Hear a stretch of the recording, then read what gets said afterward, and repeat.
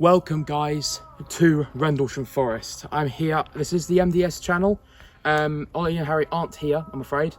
I'm here on my own with a family trip. You'll see some clips from me throughout the day going along the UFO trail.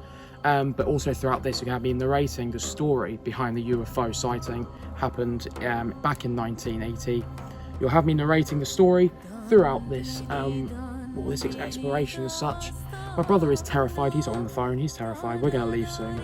But it's going to see me, and we're going to go up to where the UFO landed, and we're going to see what we can uncover and what we can see. So, let's go. Rendlesham Forest, Suffolk County, England. 200 miles east of Rudloe Manor lies 6 square miles of woodlands that has become notorious as the site of Great Britain's most incredible UFO encounter. On December 26, 1980, near an airbase leased to the United States Air Force by the RAF, strange lights are reported on the horizon in what appears to be a possible downed aircraft. 2 U.S. servicemen are dispatched to the site. According to accounts, radios failed as they approached the targeted area. The men observed a strange triangular craft on the ground, approximately 3 meters wide at its base.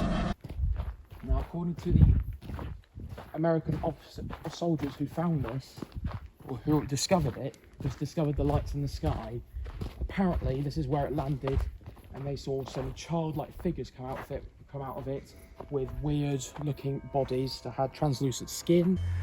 Well, you'd only describe as children at that time. I wasn't the only one that did it. Some other people said I thought these were children. And they had 4.5 feet tall, above the ground, very bright, translucent at points. You couldn't see the lower extremities, but you could clearly see the face, and it wasn't human. So let's have a quick look at the boards around the outside, see what they say. Let's have a quick look.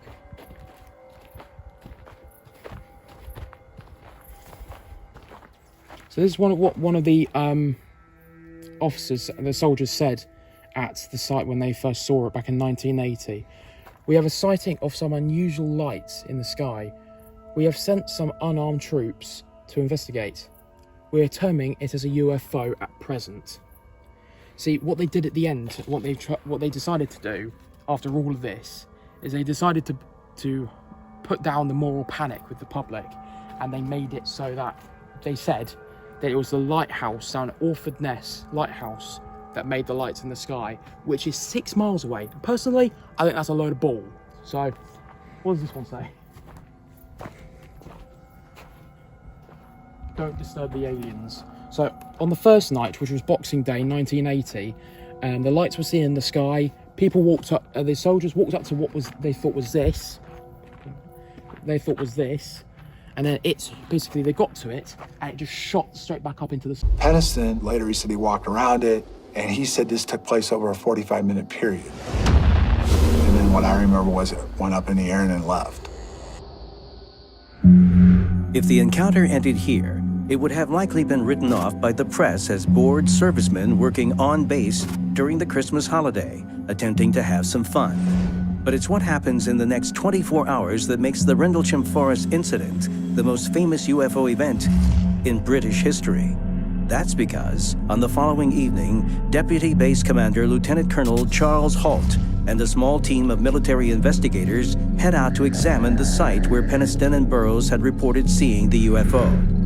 And the next night, they all prepared, they got radios ready, they've got recording equipment, all of that stuff, and armed troops this time.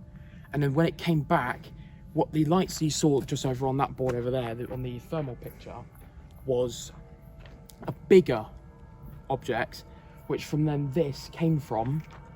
It came down to the ground, and apparently it was a crash site. I do believe it was a crash site, but this is the landing site we're at, which then this mist was shown. It was a yellow mist in a cylindrical shape, just there, basically, after this had hit the ground, basically. Okay, we're now approaching what looks like a blasted or scrubbed up area here. Right away, the investigators find evidence of damaged trees. There's a round abrasion on the tree about 3.5, 4 inches diameter, 3.5 feet off the ground. One of these trees is facing at a blast, what we assume is a landing site. All have an abrasion facing in the same direction towards the center. And according to a scientist, I can't remember his name, you'll be seeing this in the narration though, on the sides, on the side of this, you've got 5 like runes with different symbols on them along the side. We still don't know what they are.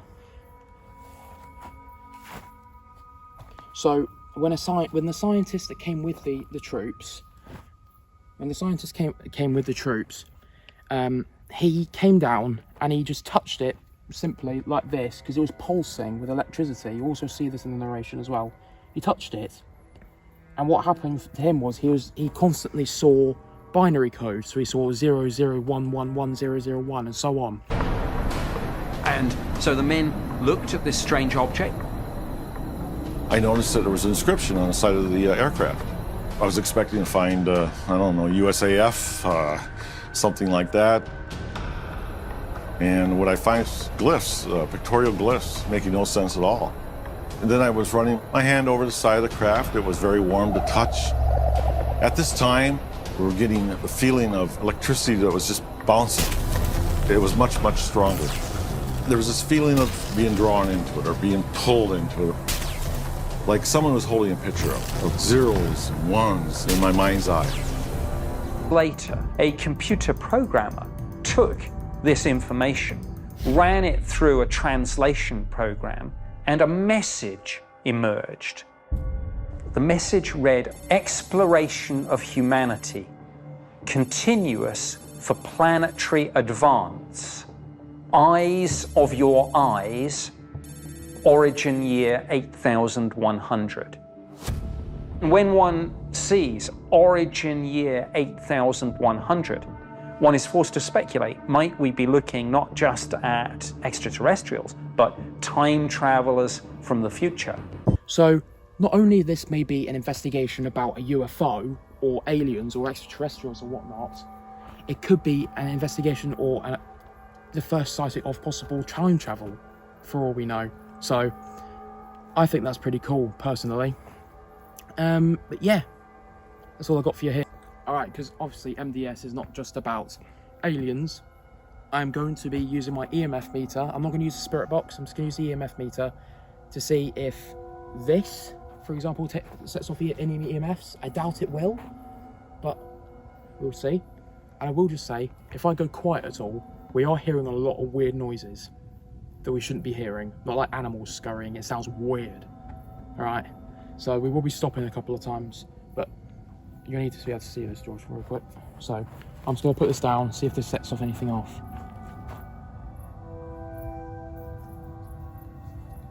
Okay, what the fuck was that? Do you not hear that? No. You didn't hear that? It's probably come over your phone. No, because the sound's off. Sound's off. Sound's off, rings off. Do it again. That goes straight up, and then I put it down. Do it again. It goes straight down. It goes straight down, but then it goes back down. It goes straight up, back down. But I heard a squeak. Yeah, so did I. I heard that too. And then like a scratching sound. Like The phone wouldn't have picked that up. No. It wouldn't have done.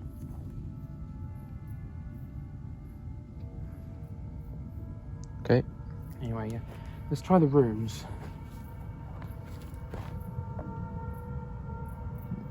It's not like it's not responding to it. It's like it's just going up because the camera's getting close.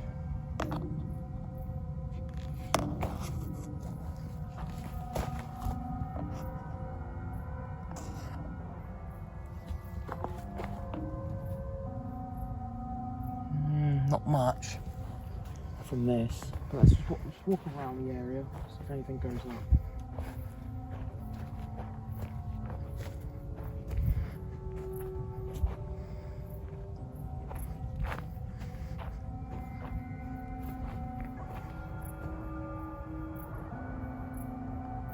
Those cars? I hope so, to be honest with you. That's the. I hope so. There's probably like a. Is there a motorway near here? I don't think so, because we're in a large green. Oh, I can hear cars.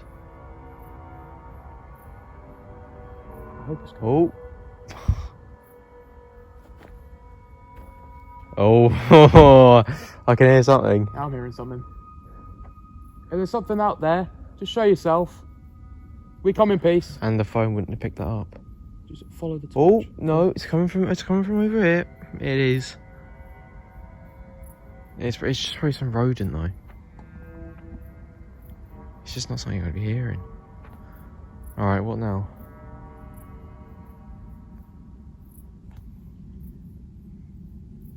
Okay, we're gonna leave now. Okay. Keep the camera rolling. Keep it Okay. because of what I've just seen. Just actually, while we're here, I want to get. And at the end of that clip, we did just leave. So yeah, thank you guys for watching. This has been a different type of video, and I hope you've enjoyed it. I know Ollie and Harry weren't in this. This wasn't just a family trip, so I thought I'd just take advantage of where we were. But yeah, if you've enjoyed, make sure you hit the like button. Make sure you subscribe to get us to 100 subs before the end of the year. And yeah, I'll see you guys very, very soon.